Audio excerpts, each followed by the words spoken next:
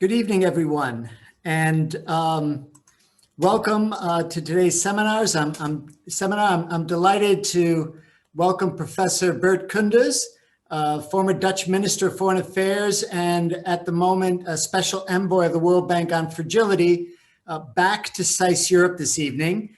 And of course, Professor Koenders is certainly no stranger to Bologna.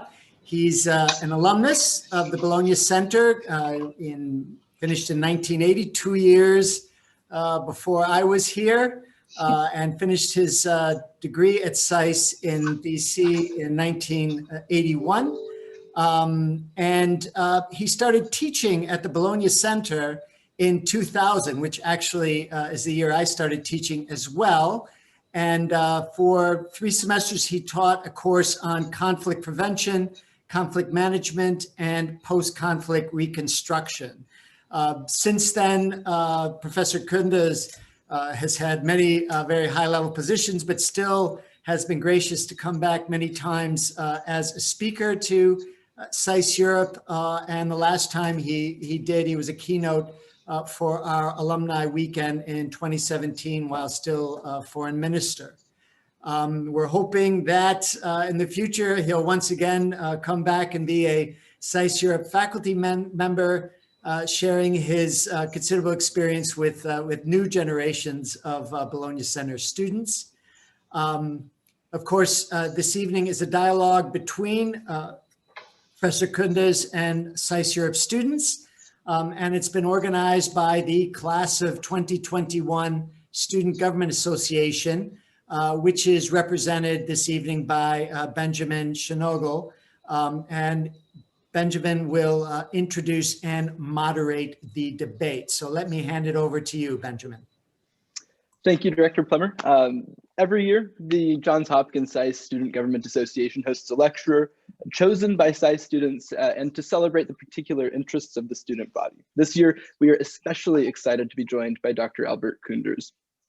As Director Plummer remarked, Dr. Koenders has presided a very remarkable career, currently a professor of peace, security, and justice at the University of Leiden and the special envoy on fragile states for the World Bank. He also serves on the board of the International Crisis Group and is the commissioner on the International Commission of Missing Persons. From October 2014 until 2017, Koenders was the Netherlands Minister of Foreign Affairs, during which the Netherlands held the presidency of the Council of the European Union. As if this weren't enough, his previous appointments include being the Undersecretary General of the United Nations, head of the Multidimensional Integrated Stabilization Mission in Mali, Secretary General's Special Representative and head of the UN operations on Ivory Coast, negotiator and co-chair of the OECD's Houston Partnership, and managed a complex development budget of €5 billion there. Now, this is alongside a number of other notable achievements, but of course, most impressive is that Dr. Koenders is, as Director Plummer said, an alumnus of SAIS and from 2000 to 2002 was the visiting professor of conflict management here at SAIS Europe. To this day, he retains an occasional presence in professorial anecdotes, but tonight we are especially happy to have him in the flesh, well, not quite in the flesh, in person, returning to SAIS to be the Student Government Association's honored speaker. Tonight's discussion is going to work a little bit differently. After an introductory talk, Dr. Koenders has invited us to engage in a series of 4 conversations over the Dutch elections, particularly as they are occurring during COVID, the state of the EU and internal developments after Brexit, the European Union's external political relations after Donald Trump, and of course, if this weren't already an ambitious schedule, we have the COVID-19, Europe and the wider world, fragility in the European neighborhood, and of course, the role of the European Union and international financial institutions, such as the World Bank. This is, of course, ambitious, and so that's why I'm very privileged and happy to have the expertise of 4 student panelists. They are Emma Beavers, national of the Netherlands, pursuing a Master of Arts in International Relations, Thanos Theophanakis of the Netherlands and Greece, pursuing a Master's in European Public Policy, and Zoe Strauss, hailing from the Netherlands and Germany, who is a candidate for an MA in International Political Economy and International Economics. With that, Dr. Koenders, we welcome you back virtually to Bologna and turn the floor over to you. And I believe you're still muted at the moment. I'm unmuted, I think. Can you hear me? Yes, well, first of all, thank you very much. And thank you very much for inviting me and for your very kind words. Thank you to Michael. Michael, thank you very much also for your kind words. I'm extremely happy to be with all the students that are tuning in tonight. It's a very special evening for me because it is, I was from the class of 79. So this is 42 years ago. And I can assure you how a group can stay together, because just last week, we have our 3-monthly Zoom meeting with all the alumni from that year, 1979. So that still exists after 42 years. And I can tell you that all of us, we were looking back at our past at the Bologna Center and the enormous importance of the interdisciplinary studies that Bologna presented to the students at the time and still does, and how we experienced this as a major learning process for our careers. I can tell you it made an enormous difference for me as a Minister for Foreign Affairs, earlier as a Minister for Development Cooperation, in my work for the United Nations and also in this teaching. And at present, as a Worldbank special envoy, especially dealing with fragile states and dealing with the COVID epidemics in those countries. We can come back to that a little bit later. All this experience that I had throughout the years were extremely important for my work right now.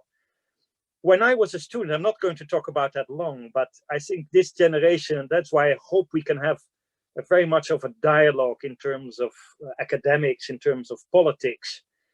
When I was a student in your class in 79, 80, there were actually 3 major events that formed the world as we see it even today. Some people will say it was 89, of course, the end of the Cold War, which changed the world to the complexities we have today. But in 79, there were 3 major events I just wanted to quickly mention to you that were and are still very important for our world today. In 79 and 80, when I went to Washington, we had the end of an era of post World War II economic reconstruction in Europe. A world in which the welfare state was created, in which you had a certain amount of consensus among social democratic and Christian democratic and other parties, but also in the United States, to rebuild a society which was built on a combination of state and markets. And in 79, 80, we had both the elections of Madam Thatcher in the United Kingdom, then of course a member of the European Union, and Ronald Reagan. And that world changed, in which, as you know, in the balance between states and markets, much more was the emphasis on a new era of giving more room to markets, to innovation and the like. And now we are back in a world in which, again, the state is very much back in. And that comes for 2 reasons: the crisis of 2008 and 9, and again, the pandemic crisis that we've seen in 2020. So we will have to see very clearly in your generation what those repercussions of 79 means for the day and the world of today, of the Europe of today, which will have to be more green, more digital, more effective, and with a new balance between state and markets. The second major change in 79, when I was in your feet and stood in your class, were the major changes in China. In 79, you had the beginning of Deng Xiaoping, who tentatively changed slowly but very clearly the communist system in China, building it to a state capitalist system that we see today, lifting millions out of poverty, putting its impact on our globalization in the world and challenging the power structures in the world. And again, now this generation will have to deal also with the consequences of this movement, in which China is also challenging the world, is challenging Europe, is challenging the United States. And we will have to find a way, this generation will have to find a way between, on the one hand, the risk of what the international relations scholar call a Thucydides trap, the risk of a war or conflict with China, or are we able to accommodate China in the international economic and political system in a different way than we've seen so far. And the last issue I wanted to mention, also in 79, was the Islamic Revolution in Iran. And at the same time, the attack on the Great Mosque in Mecca, starting a large change in the Middle East, a change of competition between the Shia and the Sunni world, a large time of complexity and instability in the Middle East and in the Persian worlds. And also there again, in this time and age, I see that as a special envoy on fragility. We see how we have to deal with the proxy wars and the real geopolitics between Russia, Iran, and Turkey in that part of the world. Three major events in 1979 that my generation was dealing with, that were constructing, or at least the co-determining the world after 79. And now we are, in my view, again, in a new momentum. And I hope we can have our discussion about that today. We are living in a time, you personally in Bologna, which I understand from Michael, again, is a red zone. In the year of a unique pandemic, a worldwide phenomenon, which has led, I think, 2020 to be the deepest economic crisis in the world and in Europe since the 1930s, and whose long-term consequences are still uncharted. Now, this pandemic has, in your class, in your generation, shown the fault lines in our societies between the elderly and the young, between men and women. This is today International Women's Day. We know also that the crisis has specific consequences for women in the labor market, but also in terms of the situation in their homes. We see the labor market, the vulnerabilities, especially of those who have the means to endure and those who don't. We see societies that are adaptable and can deal with this crisis, and others who cannot at all. And the way we will come out of this crisis will depend very much on the policies we start right now. Do we have a combination of national and international measures? Or do we go back to a sort of a neo-nationalism, including on vaccines?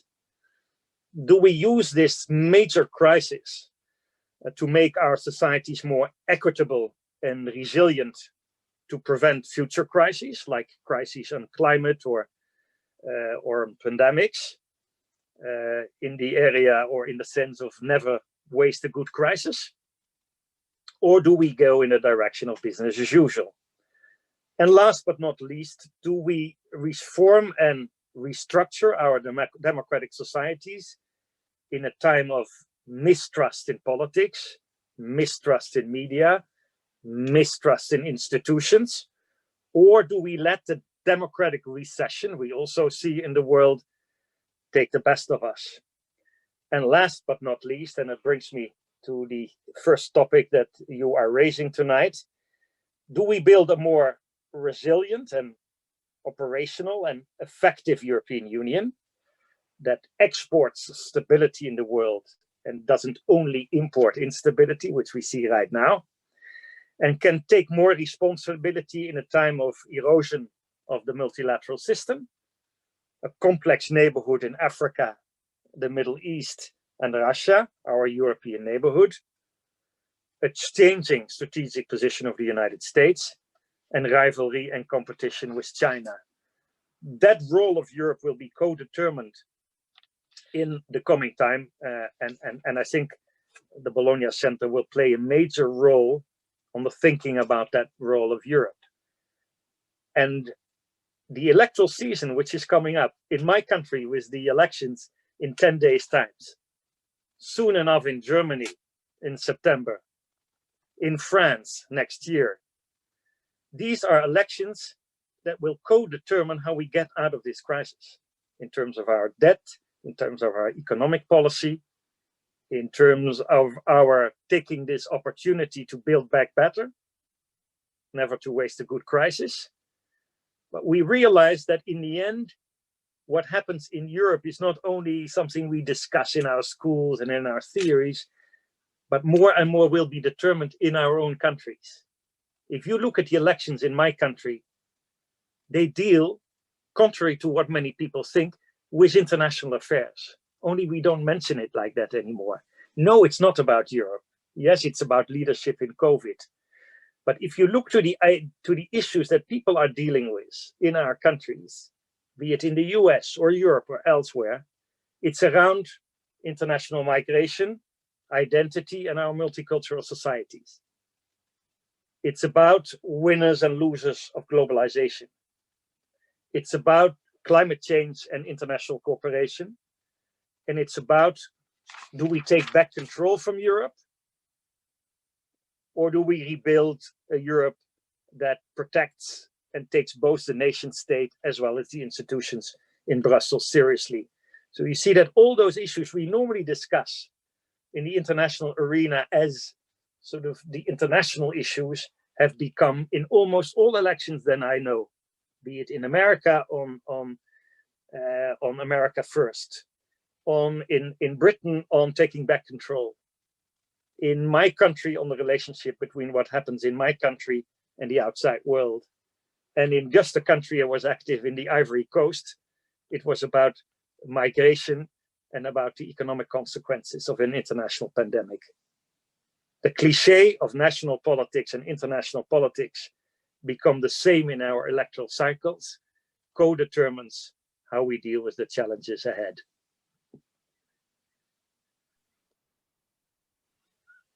Well, Dr. Koenders, I think you have accomplished in 10 minutes what many speakers do in 40. This has been a fascinating introduction, and you certainly have my head spinning on a number of levels. I'm particularly interested in your notion of international affairs and these larger questions and concerns that we study at institutions like SAIS, sort of penetrating even every aspect of elections and domestic politics. So I think we should start our discussion with your suggestion that we talk about the Dutch elections and see if we can tense out some of these themes here. So I'm going to turn it over to Thanos, and perhaps he could begin our discussion of this.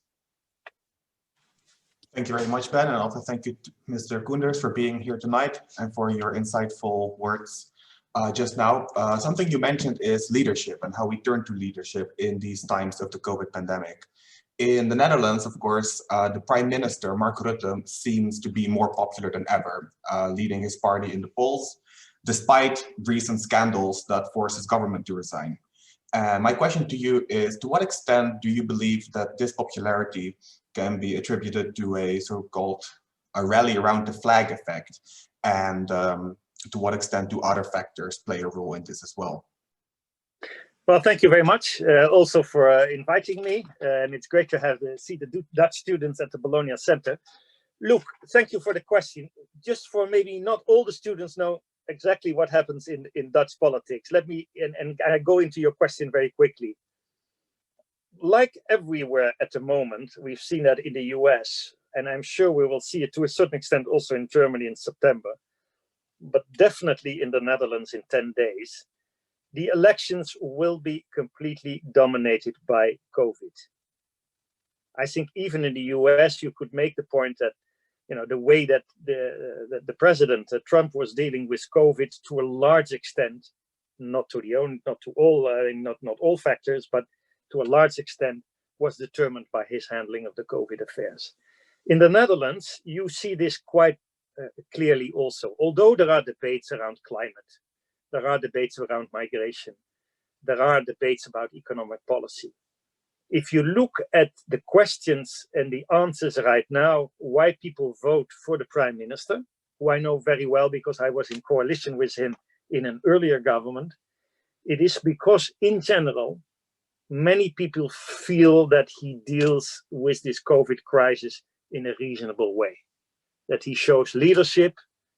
People understand that it is a complex issue. And so far, at least, but we still have 10 days to go, and that's why I'm making a second point in a second. The issue is not so much about the COVID measures themselves, because they are criticized. We have a curfew in this country, like you have at the moment, I think, also in Italy. You have enormous limits of our normal human rights in terms of what we can do, where we can work, when we can go out. And as the Prime Minister said, we have to take a course of action with 50% of the facts. We have to take 100% decisions.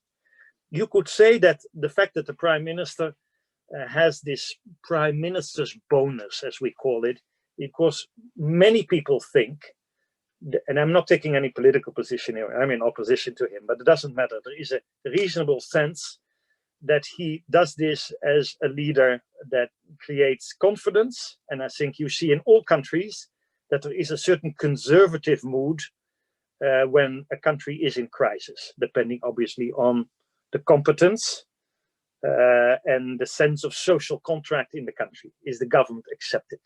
And is it agile and flexible enough to deal with the crisis? Now, here the prime minister has some criticism.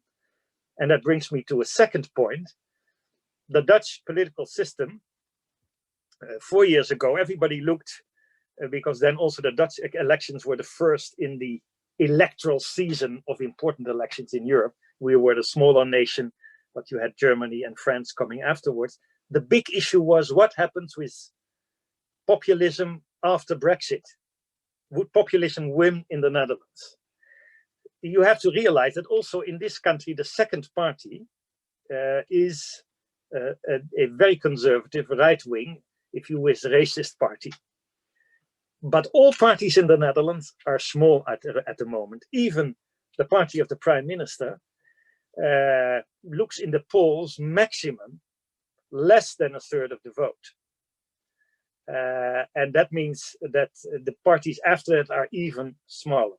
So we see a compartmentalization of politics, smaller political parties, and the difference is that you see within parties, normally in two-party systems like in the US and the UK, with different disagreements within the parties.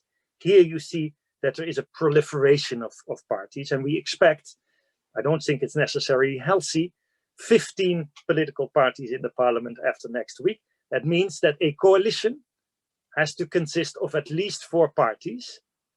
And that last point on my side often is not very well understood by the electorate, because if you have 4 parties in a coalition, they have to compromise, obviously, to get a majority. And for many people, that means that all the parties that they have voted for do not really get what they had expected. And you see an increase again of that distrust into politics. Thank you very much for your remarks. And I would also like to thank you again for being here. Now that we've covered a bit the right, center right, and also the PVV, the more extreme right, I would like to turn this discussion for a second to the center left. Because I mean, as you might very well know, I mean, all of them together. So the Socialist Party, your own Labour Party, the Green Party, and yeah, I mean, including even D66. All together, they only get about, if we can trust the polls, a third of the votes. So I would like to ask you, therefore, what do you think? How come are they performing so relatively badly, and why are they? I mean, referring back to your initial comment, why are they not giving a chance, basically, to build back better, as you might say it? Well, one preliminary remark, but it's not to not answer your question, and I'll do that obviously, but we still have 10 days to go. And what is interesting about, and I don't expect that the progressive parties or the left parties will win these elections, and I'll go to your question more specifically, but it's still important to note for all those students who are not from the Netherlands. Over half of the electorate is still undecided what they will vote. Secondly, and there are lots of reasons for that, because people feel very anxious, a bit confused about the campaigns, because the campaigns are not really coming off the ground, because everything is around COVID, and that lead to some of the consequences I just mentioned. There is only 1 or 2 parties who are very much against the COVID measures and saying that they are not necessary. And they're mostly from the right-wing parties in the Netherlands. So people are not yet decided, and that's important to note. So things can change always at the end. We have had that several times in these elections, because don't forget, the European elections that were 2 years ago were won by my party, and now we are looking very badly in the polls. And a year and a half ago, one of the right-wing parties became the biggest party, and it's now only having a few percentages. So first of all, I think this is a general phenomena in the world. People do not go automatically anymore, and you could see that democratically as a democratic expression or not, to classical parties, including my own party. My own party was a traditional social democratic party where you had people from the middle class, the labor unions and the workers and intellectuals and public sector voters from the left. That system has completely gone at the moment. That's why you see this proliferation of parties that are often one-issue parties. We even have a party of the animals in this country, believe it or not, for those who don't know it. Of course, we have a Green Party, and they all have an issue area that they seem to own. Now, our party, I'm coming from a classical social democratic party, is weakened in the polls, in my view, for two reasons. And I'm not happy about that, but it's the reality. One is that we were in coalition a few years ago with Prime Minister Rutte, a government in which the ministers were very popular. I'm not saying that because I was one, but we lost the elections because the narrative went to the largest party. And you see that again right now in these elections, that the narrative goes to the prime ministers and the other parties seems to be losing. Now, why do we have such a weak left at the moment, or progressive parties? Except for the fact that people can still change because it's non-decided. Maybe because also, as I said, we were in a coalition and people still think there is a certain amount of unreliability, in this case of my party, because we didn't succeed enough in a former government. I think it also has a little bit to do with the fact that actually in these elections at least, and I was referring to that a little bit in the introduction, that all parties have gone to the left. Even if you look right now to the Prime Minister's portfolio, you see the same in the United Kingdom. The fact that we have a pandemic, that there is an enormous investment of the public sector, that all at once the budget rules seem to be forgotten, and that there are enormous support programs for people of different classes in the Netherlands, at a time of crisis means actually that it is more difficult, so to speak, to say that you're even more left-wing or more progressive or more equitable than the center parties. Of course, the reliability and credibility is, as you know, with the democracies we have right now, is a time element that can change tomorrow. But I think that at least answers some of the questions. And secondly, I think also the left or the center left has two issues that we see all over in European politics. One is the discussion, and I leave this for a minute for what it is it still in present politics, is the difference between left and right? Is that the proper way of looking at political divisions? Others will plead for much more of a multicultural debate. Are you pro or anti-immigration? And I think because of our immigration standpoint, we have definitely lost some votes to the conservative parties from the Labour Party. Some will see it's the difference between internationalists and more provincialists. Be it what it may be, I think these are some of the factors that determine the fact that the progressive parties are not very strong at the moment in the Netherlands, and sometimes it's also a conjuncturalizing of leadership. Long answer to a question which is not an easy one, but as I said, we still have to see what happens. But compared to other countries, you see that the left, the traditional social democratic left, is losing votes. We see that in Germany, we saw that in Italy with the PD, definitely in France, to a certain extent, or to a large extent in the United Kingdom. And to identify it easier for foreign students, it is related to some of the issues you've also seen in the Democratic Party in the United States, even though they have won the elections, obviously, in the last presidential ones. Maybe you don't agree, tell me, no problem. But I try to explain it a bit as to where we are right now. Thank you very much. I would like to ask the question. Most of today's the problems, be it environmental, economic, or health related, can only be dealt with on a global level. You would therefore expect the Netherlands to demonstrate an interest in a strong collaboration with other European countries. Yet why is Europe not a theme in the Dutch elections? I'm not sure it's not actually two different elements to your question, if I may. One is, yes, the importance, I think, of Europe and the realization how important Europe is as a stepping stone to international multilateral cooperation. And in a time of Brexit, and in a time of Putin, and in a time of instability and geostrategic rivalry, and a new relationship with the United States, has risen in the last couple of years. When I was foreign minister and I had to go to the parliament in 2015 and 16, which was sort of the anno horribilis, when it looked like everything fell apart in Europe. There was an immigration crisis, there was a crisis with Greece, there was a crisis of the euro, there was an issue in the Ukraine. It looked that Europe fell apart, and also that in my country, the skepticism of Europe was enormous. You see that this kind of insecurity in the world has strengthened the position of our prime minister, who was very Eurosceptic. I was fighting with him a lot in government.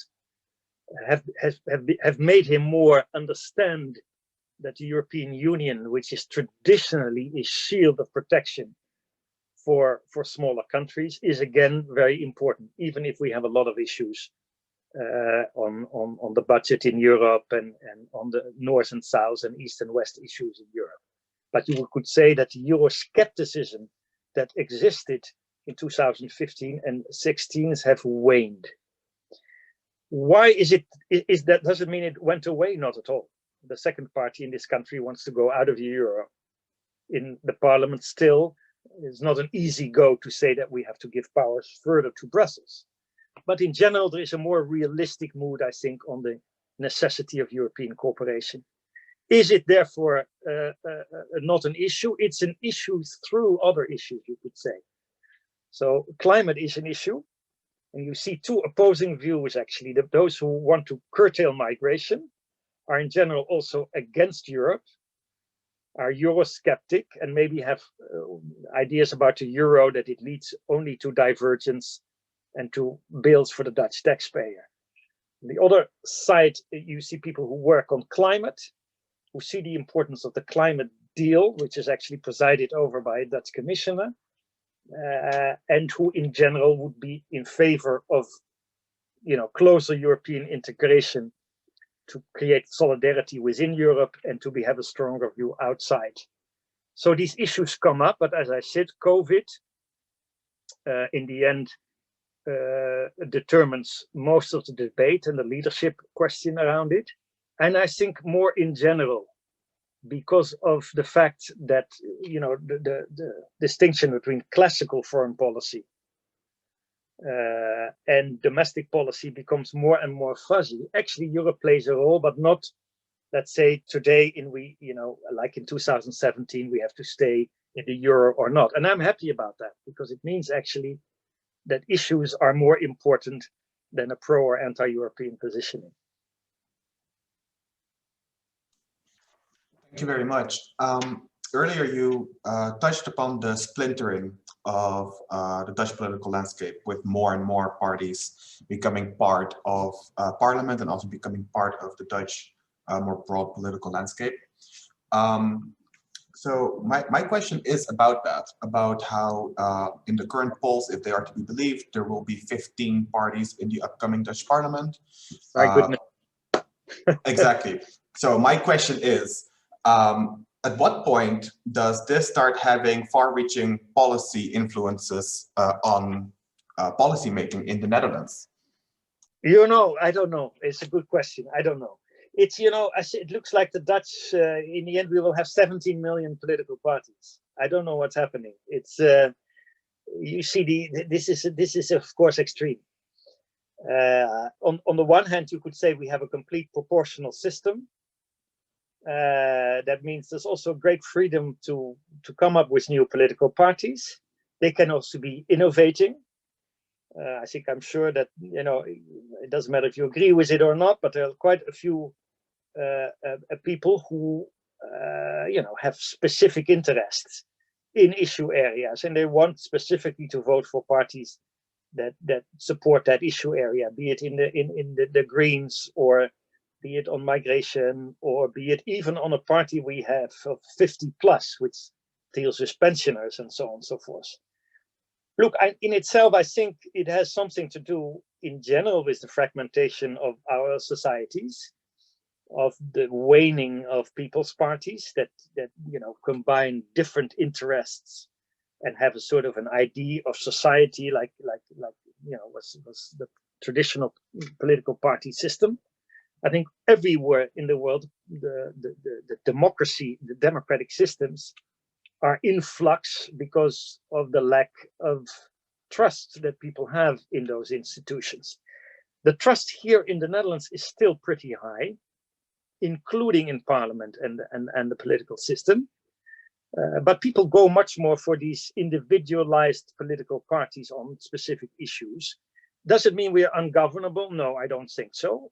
It simply means that you need more coalition parties in a government. The only risk of this, you can never have a better system. I mean, it's not a two-party system, as we know, has its great risks, as we've seen in the United Kingdom and in the United States, that a lot of people feel not represented, or the extremes in each party are getting the upper hand, because that's the only way you can survive as a party. So in itself, having multiple parties is not necessarily bad. But if you get very complex negotiations around coalitions, obviously the compromises come there. And the question is always if that's appealing to the electorate. So you see very quickly that therefore there is a change of coalitions possible. But again, this is looking at a crystal ball, and it's difficult to say, but I wouldn't make a general comment of it if it makes the country more or less ungovernable. It makes it definitely more complex. And it means also, and that's the risk, that as we have in our system, it's more difficult for voters to see what happens to their vote, because they don't know in what coalition afterwards they will have given their vote, if it's with the left or the right, if their party makes a majority with this coalition or that coalition.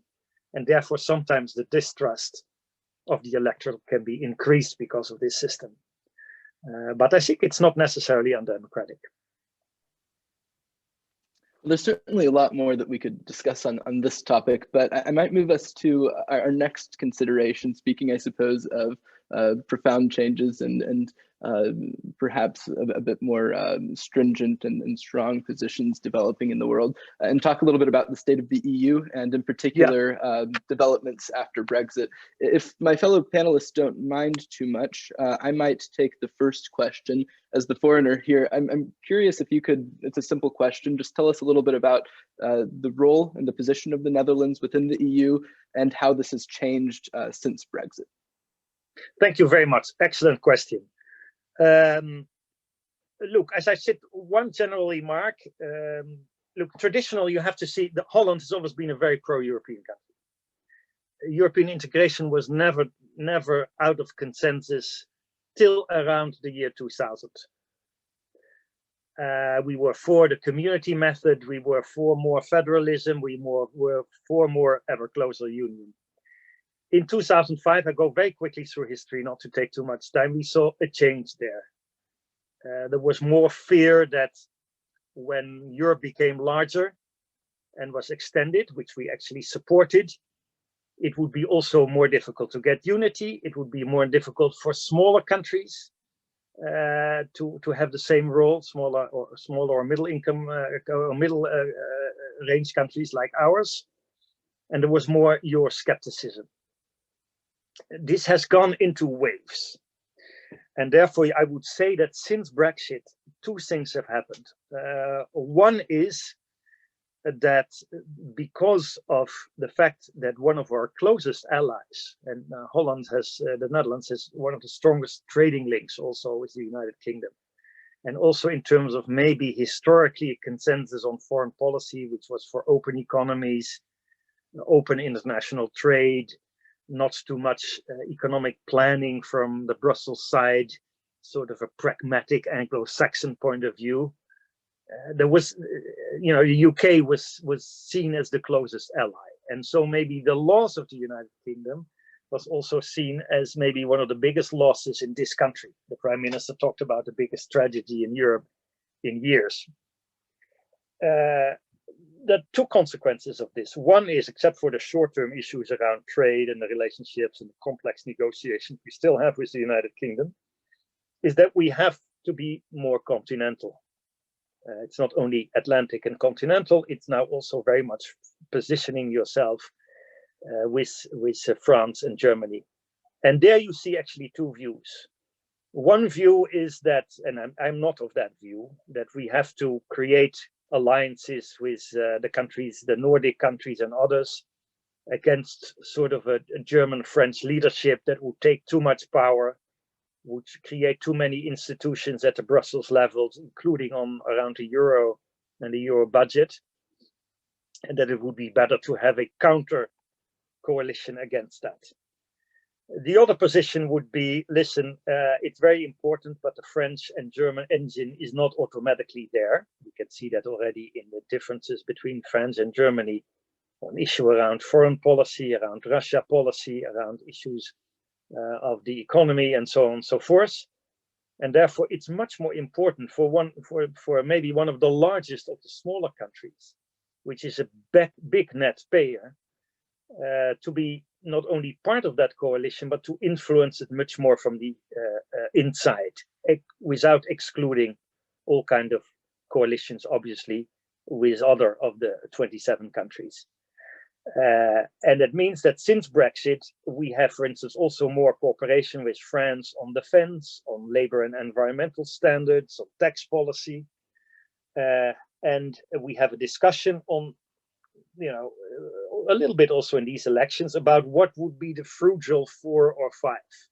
And the frugal 4 or 5 was a group of countries led by the Netherlands, but it included Austria and Finland and Sweden, which was actually in the beginning of last year against increasing the budget of the European Union because they felt they were the biggest net payers, and they didn't feel the money from the budget was very well spent in the southern part of the continent. And you had this whole row between the north and the south. Because of the pandemic, I think that has grown much better together. You see also the Dutch government in favor of this larger budget and even of these debt instruments at the Brussels levels, but it remains cautious. And therefore, it will take some of the positions that the United Kingdom has taken in the European Union historically.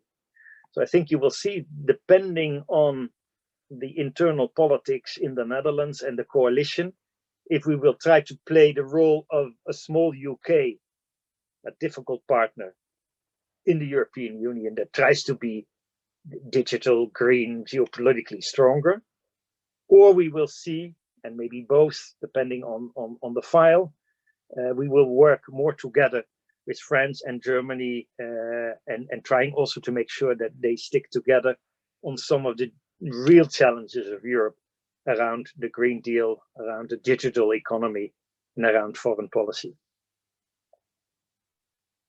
Now that you've mentioned the frugal 4, I would like to ask a follow-up question on this, because as it seems that as of now, the Commission is planning on suspending the budget rules for another year, and might even at some point start talking about how to perhaps change the whole Stability and Growth Pact. At least that's, news coming in over the last few days. Given the fact that, we're still considering that Rutte will probably form the next government, and the fact that it is, very likely the second biggest party will be this far right party. How do you think he will position himself in these developments? because as you mentioned, they have been pretty tough, at least at the beginning of the negotiations on the next generation EU. Well, now I'm getting into, this is a difficult for me because I'm obviously also a politician and I had my own views on this, but at the same time, I'm an analyst and I have to look at what the future government in the Netherlands will do. And these are not necessarily the same views. Just to make sure for all these students who listen, I don't think there will be a government, you're not implying it, but between Mark Rutte, who is of the Liberal Conservative Party, and the far right.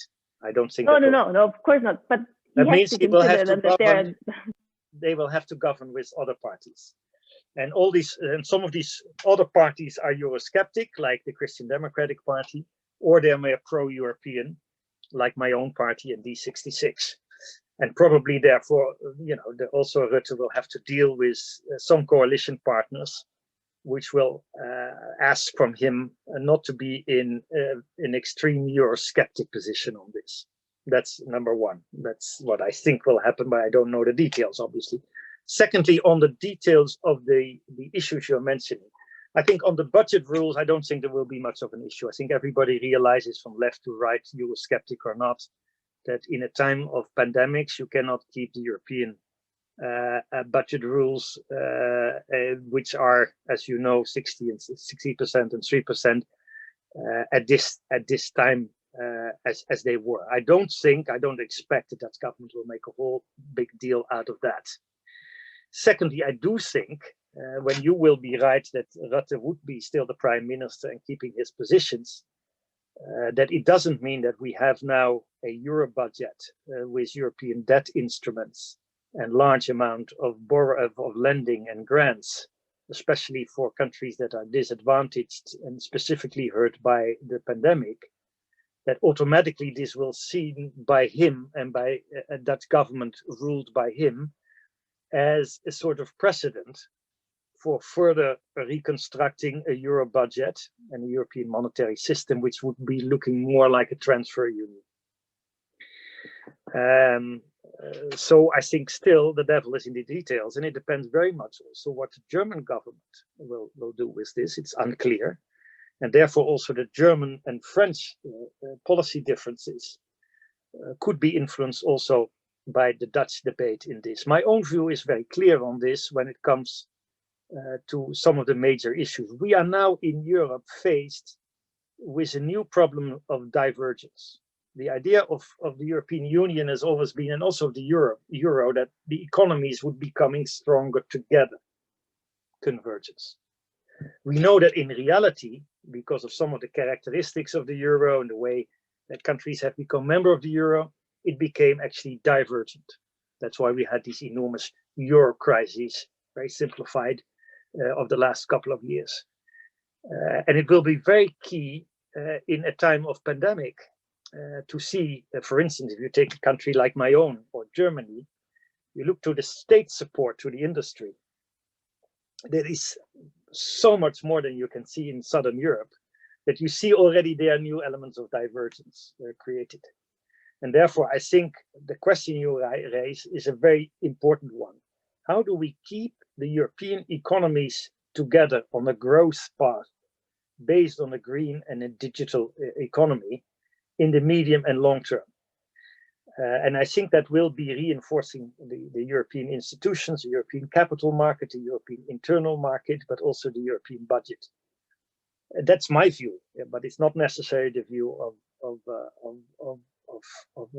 a future Dutch government. Although the more center and center progressive parties will be part of that deal, including the party of D66, the more that will be an element of discussion. And I think in the final analysis, although the Dutch will be a difficult partner, you've seen also that we have agreed on this last year, that after very difficult discussions in Europe on the budget, on the debt for grants and loans for European reconstructions after the pandemics, that in the end, like Germany saw that, like Merkel saw that it's not a transfer union we're talking about only, but a community of faith in the Euro.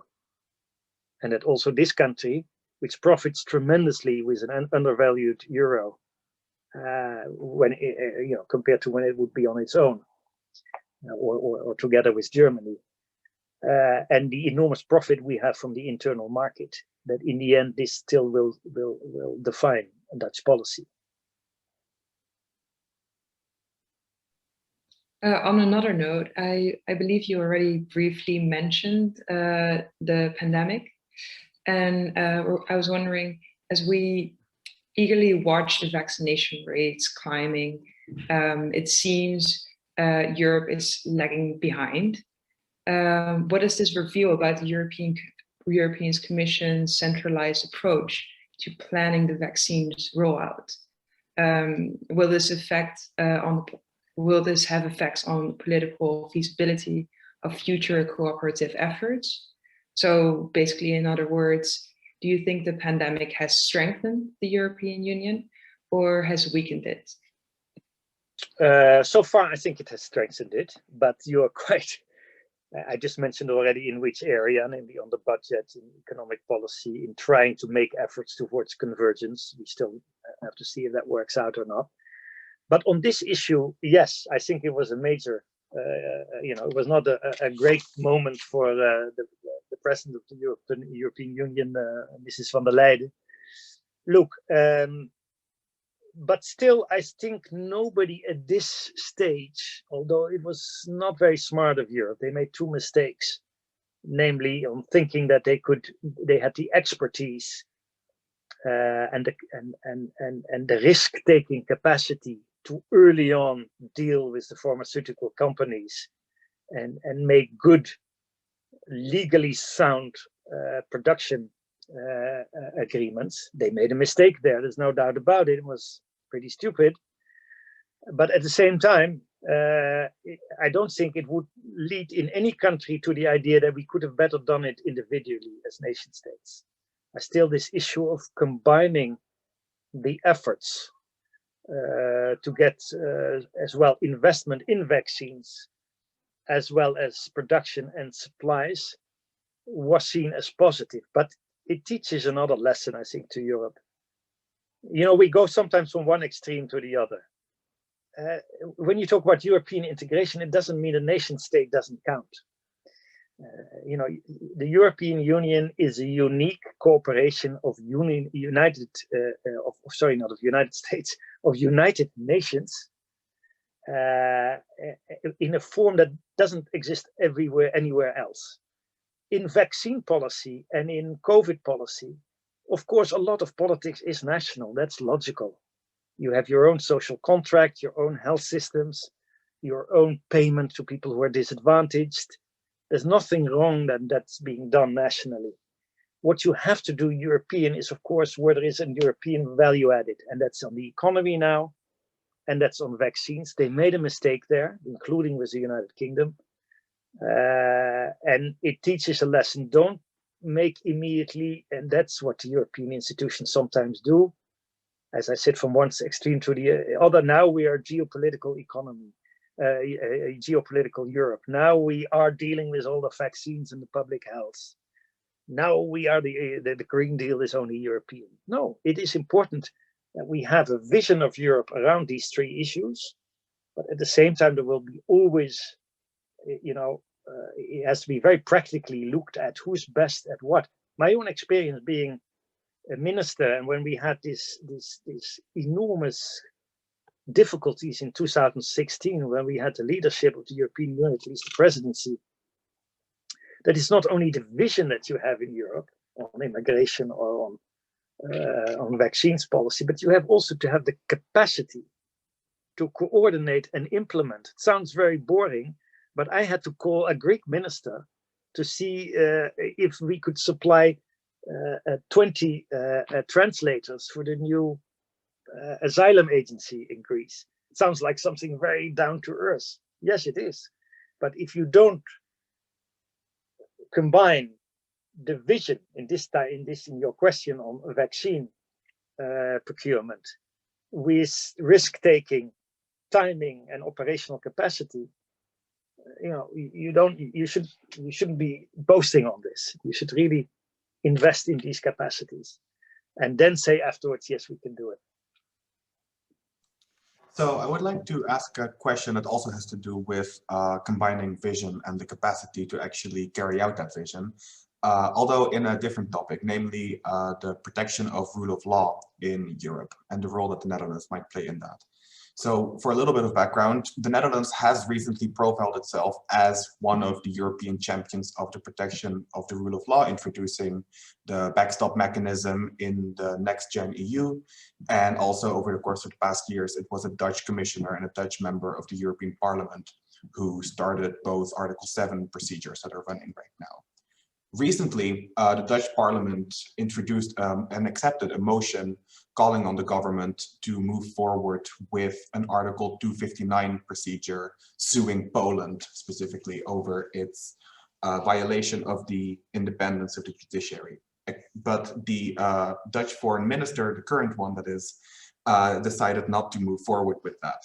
My question to you is, do you see this unilateral suing of another country within the confines of the European Union as a feasible approach at any point in the future? You have to be very honest, you have to give an answer also if you don't know the answer. I don't know exactly if this article would be the most suitable or not. So in that sense, I can give you an answer. What I can give you is that this rule of law issue, and I had to deal with it a lot when I was a minister. I have also made specific trips to Poland and Hungary on this. It has to be dealt with, in my view, preferably at the European level. I think that's the most effective in terms of sustainability of it.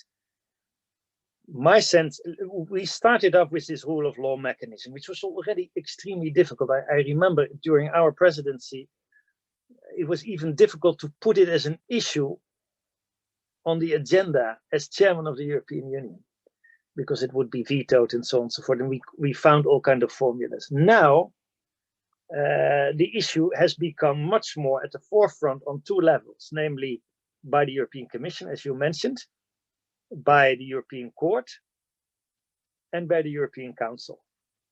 And I think that's probably the best approach. And especially the one in which we now, even if it's a bit delayed, we would have liked it earlier. You know, the first has to be again a discussion at the level of the European Court and so on.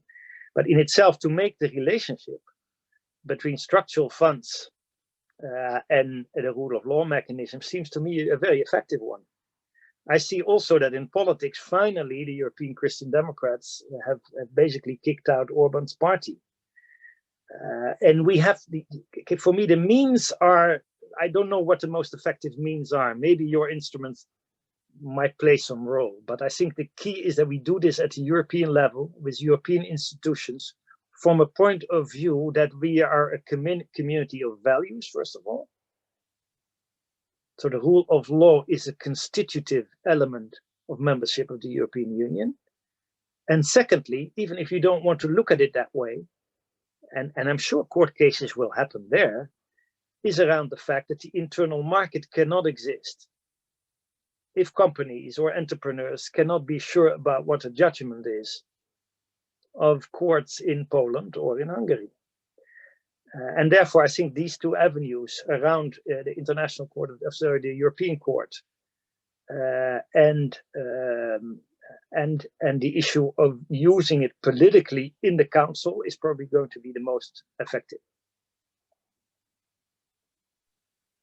I feel like this might be a good time to switch topics, considering that we've spent a few minutes here. In particular, I would be remiss if we didn't talk a little bit about the EU's external relations. And do we have any non-Dutch students left? You are one, but the rest might have thought, oh my God, the Dutch elections are from my head. Well, I found it fascinating, so I'm hoping that that's a good measuring stick for the rest of my peers, but I certainly wouldn't worry about that. But I do want to turn our conversation to the European Union's political relations outside of the EU after Trump, so external political relations after Trump. And we haven't heard from Emma for a while, so I think I'll tap you to ask the next question. Hi, so yeah, as we all know, there's now a new administration in Washington that has many Europeans, they view them as a very like-minded. So did the EU deal a blow to cooperation with Biden administration in rushing to sign the comprehensive agreement on investing with China before the new administration took office? And what are the prospects of transatlantic cooperations vis-a-vis China? Wow. Look, thank you very much for those very pertinent questions. The answer, to be quicker a little bit in the answers, and then I'll explain them. Maybe that's more fair to the students. On the first one, I think the answer is no. And on that, so that's about the Europe-China agreement.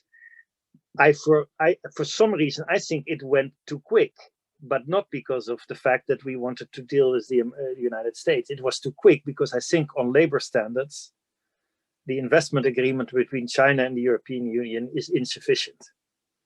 And it gives too much room for maneuver, in this case, for the Chinese government to not, in a clear timetable, abide by the ILO standards. And therefore, this makes it a very critical issue around the discrimination and human rights violations against Uyghurs. On Biden and Europe, look, first of all, it's an enormous relief that Biden has been elected. I think he was, for the many reasons that have been discussed at length.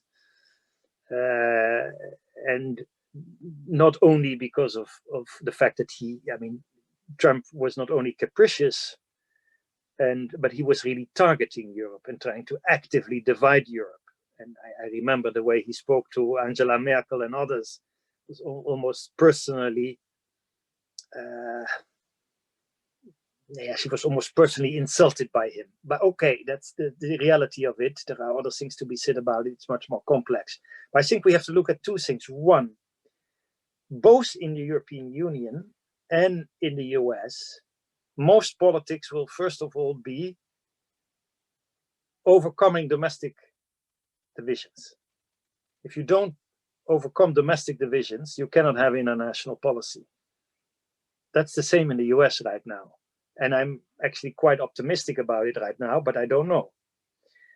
Secondly, the United States from before Trump will not come back. The United States has a policy towards a pivot towards Asia. It has a policy which is different from 5 to 10 years ago when we had a whole Atlanticist tradition. Same goes for Europe, by the way. When the pivot was not yet to China, there will be a different policy towards the Middle East. I think that will remain to a large extent, maybe in a different form.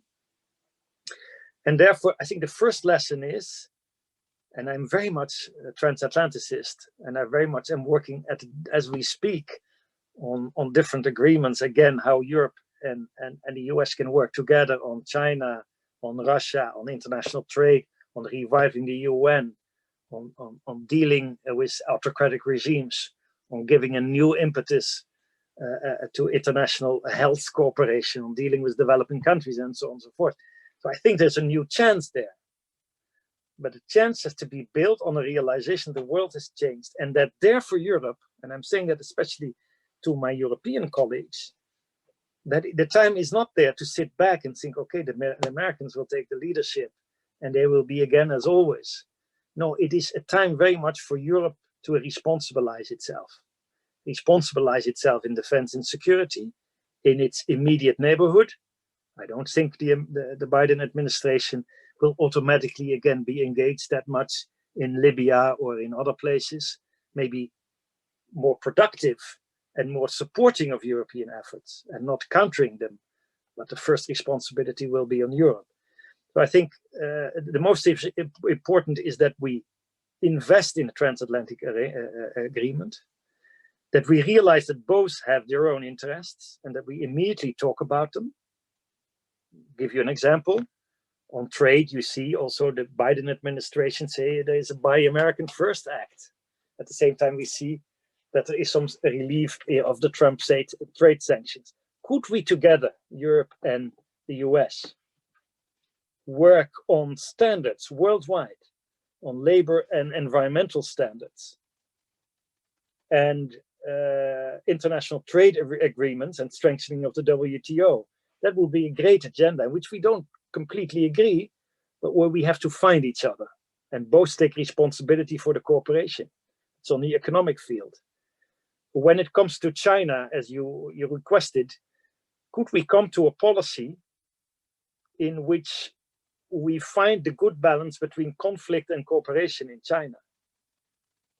That is to be very strong on some of the issues around the economy, intellectual property, protectionism, labor standards, to a certain extent environmental standards, and human rights.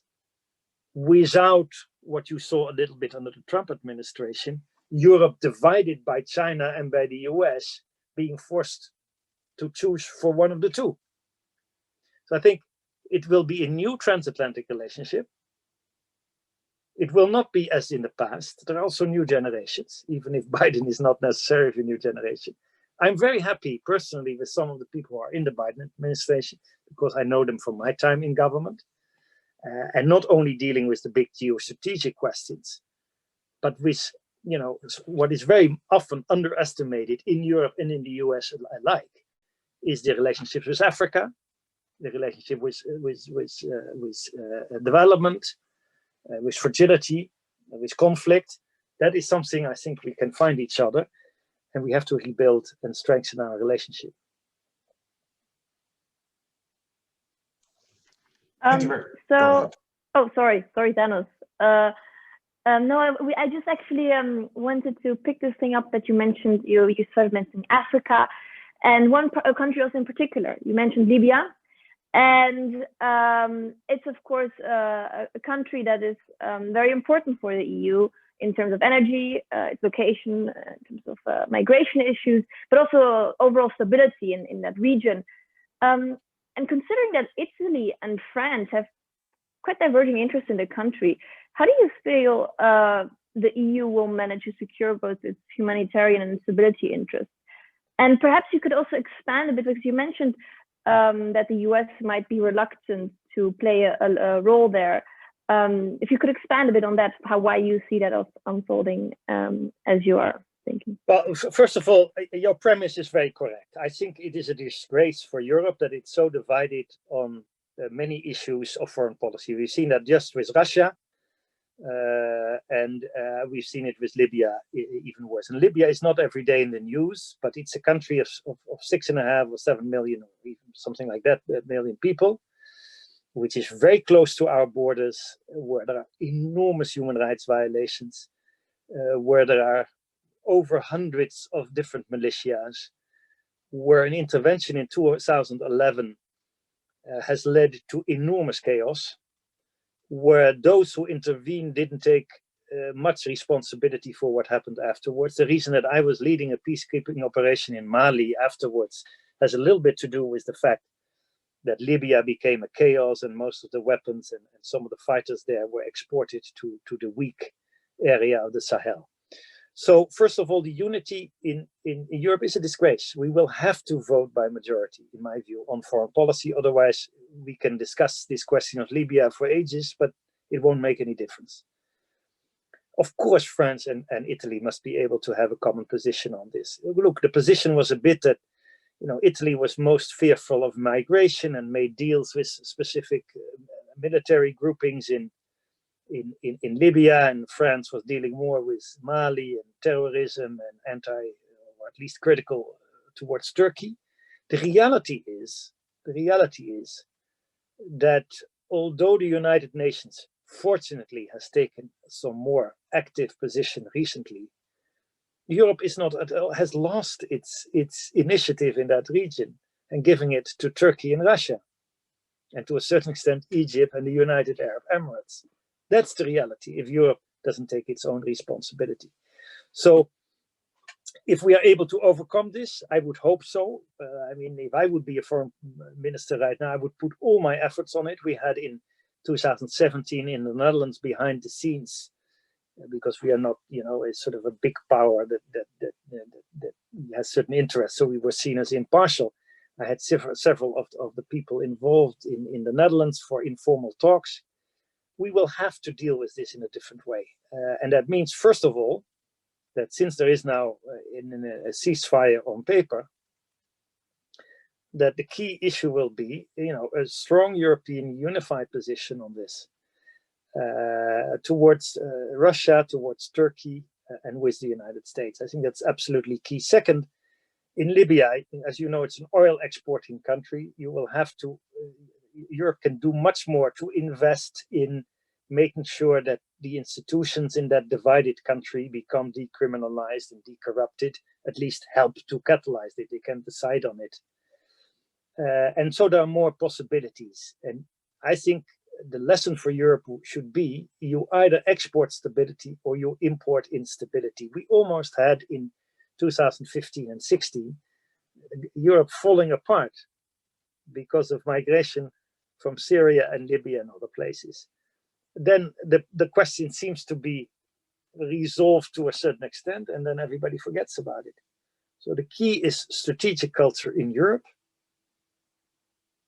and prioritizing that. And that means giving up some sovereignty on foreign policy, because otherwise you have to wait till, we had an issue with what was it, Cyprus, on sanctions towards Russia. I think Europe started with these sanctions on human rights violations in Belarus. I mean, 5 or 6 weeks later, because of a veto of one country. And that's simply not acceptable in this geopolitical rivalrous times. Very interesting that you were to touch upon this, because the next question that I have is exactly about this, the relations between the EU and Russia, which of course also matter a lot to the Netherlands, seeing how the bringing down of flight MH17 has been very high up on the foreign policy agenda of the Netherlands. So my question would be, also in light of, what some consider to be the humiliation of the EU High Representative Borrell in Russia recently, what do you think the prospects of engagement with Moscow are, as advocated, for instance, by President Macron and favored by the SPD and the Greens in Germany?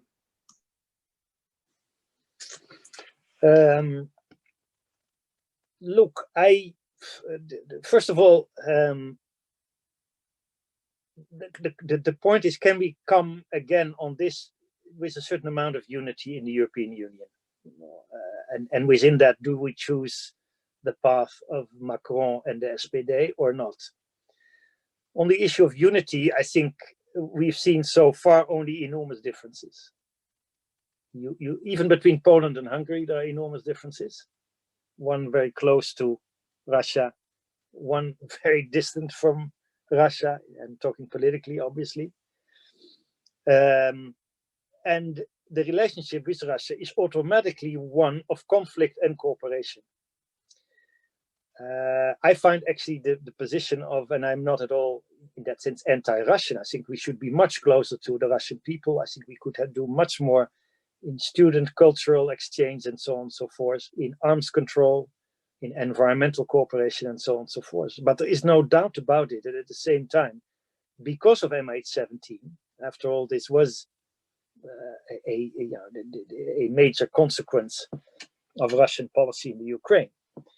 And the fact that we have the amount of violence against Navalny, the issue of using of chemical agents on European territory and so on and so forth. There is a major dilemma there involved. And therefore a strategy, I agree with France and the SPD in this case, that shouldn't be just sanctions. Sanctions is not a policy. It's at the same time necessary. And I think what we have tried to do, and I can't come up with a better strategy, is a combination of deterrence and dialogue. Where I would be more forthcoming in dealing with Russia is not only on these soft areas of cultural exchange and education and so on, and the environment, it's also on arms control. We have an enormous risk of not working together with Russia. I realize that. I think in NATO, we should have a return to the NATO Russia Council, which is, because of the Ukraine, what happened in the Ukraine and the Crimea is being in fact de facto vetoed by a country like Poland. I'm not in agreement with that. So we'll have to find a balance between conflict and cooperation. I do think that we shouldn't be overly soft either. This is a hard time.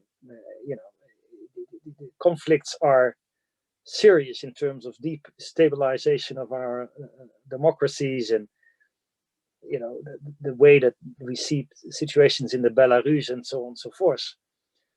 So it is not to be naive around these kind of issues. And therefore, I do think that, for instance, on the whole Nord Stream issue, the German government is slightly being too easy. By the way, the Dutch one at the time as well, because we saw it only as a commercial arrangement on gas exports from Russia via the Baltic Sea and that area to Europe, while in fact it was a geopolitical act against the Ukraine.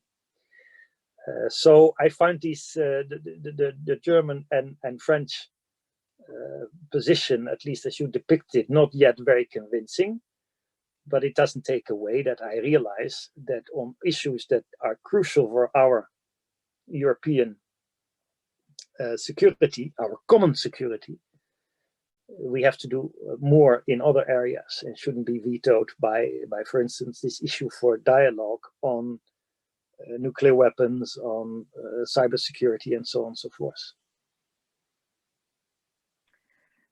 So if we go back now to relations with the West, and in particular, a topic you've mentioned throughout your remarks several times, the climate change. So I mean, we've seen basically that over the past 30 years, although the EU and the US have signed many ambitious climate agreements, in the US, lots of them have never become a law or never made it through the Senate, and never structurally kind of changed the US policies on climate change, at least on the federal level. Whereas in Europe, it does seem like it's somehow being put into practice, their ideas. So should the Biden administration be reluctant to push forward agendas faster than they can bring the Senate along with them? Or alternatively, you mentioned several times that the EU should be take more responsibility. Could a more autonomous EU be able to influence more long-lasting change in the US in this area? Look, I don't think we should say that necessarily the European Union is doing better than the United States. I'm not so sure. Of course, we've had the enormous, I think we both don't do enough. I think at the moment, if you look to what the reports say, and I take expertise and knowledge and facts serious, not everybody does, also not in the elections we have in this country, but overall, I believe in serious scientific reports.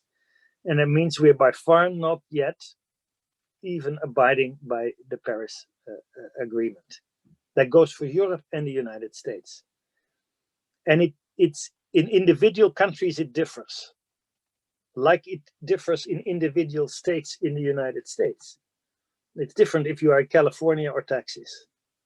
There are very, the islands of progress and change, positive change in the US, and they're the ones in Europe. My own country is not doing extremely well either when it comes to, for instance, new energy. Although there is now a climate agreement and we have an enormous investment in it, and maybe we can catch up. And we are progressive in the percentage of 55% of reduction compared to 1990 in the European Union climate agreement. But we have other countries in which transitioning will be very difficult, like Poland, which has a traditional, also an industry where employment and so is encouraged. So we need also to make sure that everybody can get, I mean, the green policy should be also a socially just policy, so everybody could get on board. I do think actually that at the moment the leadership on both sides is positive. What comes out of it, we'll see. You are right by saying something about the Senate, but the Senate is still it's not impossible to get something through the House and the Senate, but it's still 50-50. There's still one election coming up of a retiring Republican senator. But anyway, we realize that it's difficult, as it is difficult in Europe. And I think there are few positive things right now. One is that Biden has been elected. Secondly, that he has appointed John Kerry, who I've worked with as foreign minister, who is extremely wise, not only in terms of the international diplomacy, but can also give a boost together with the environmental EPA secretary in the United States.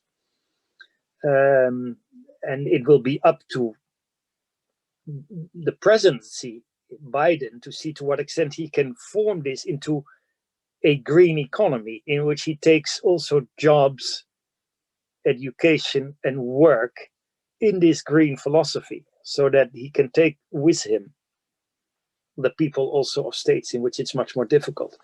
And in Europe, I think we also have the Commission that gives leadership, and I'm slightly more positive. The only thing is that it's still too slow. You see that that's why I'm talking about building back better. We see now already that we are back to the CO2 levels of before the pandemic. And that shows that very quickly we'll be back and haven't, we wasted this crisis. And I hope that is not the case. If you look for in Italy, for instance, now where you are, I don't know if you're in Italy, but if you're, at least the Bologna Center, I hope also that with this new government of Monti, the new funds of the budget will really be used for the greening of the economy in Italy, which is one of the conditions. So I think there are positive signs. I think that with Biden, the climate, those who deny, the deniers are not gone, but at least this momentum could be used. So I'm not overly pessimistic, but it has to be faster. And it has to be more integrated, I think, into an economic policy of reconstruction after the pandemic. Well, we have time for one more question, I think. Luckily, we've covered nearly every subject, I think, that you mentioned as a topic for tonight. Emma, do you want to close us out with the last question? Yes, thank you. I have a question more, it's related to Africa. Mm-hmm.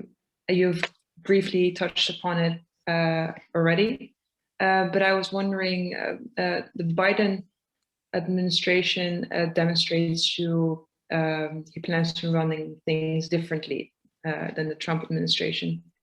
With regards to Africa, Biden and especially Blinken sees great potential for growth. Do you believe the trust between the EU and US is restored so that a cooperation with regards to Africa can be established, and that we have an opportunity to look in Africa in a fresh way? Look, to be very honest with you, I look at this a bit differently. I don't think the US European position is the most important there. Africa is the biggest continent in the world. It's one of the most complex continents I know, and it is.